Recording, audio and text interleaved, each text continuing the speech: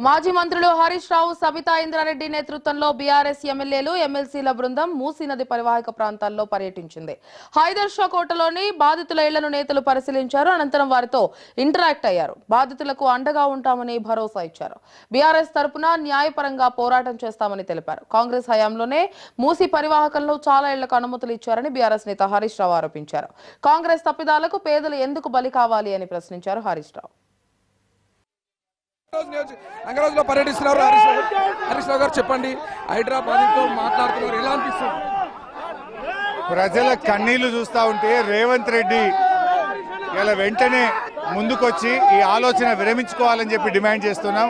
వాళ్ళ కన్నీళ్లు చూస్తే రాతి గుండెలు సైతం కరిగిపోయే పరిస్థితి ఉన్నది. రేవంత్ రెడ్డి ఎక్కడో సెక్రటరియట్లో కూర్చొని మాట్లాడడం కాదు, ఇక్కడికి వచ్చి వాళ్ళ బాధలు చూడమను.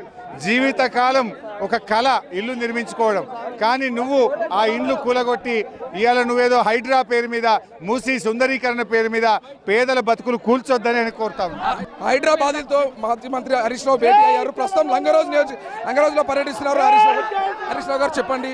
హైదరాబాద్ తో మాట్లాడుతున్నారు, ఎలా అనిపిస్తుంది? ప్రజల కన్నీళ్లు చూస్తా ఉంటే రేవంత్ రెడ్డి ఇలా వెంటనే ముందుకొచ్చి ఈ ఆలోచన విరమించుకోవాలని చెప్పి డిమాండ్ చేస్తున్నాం.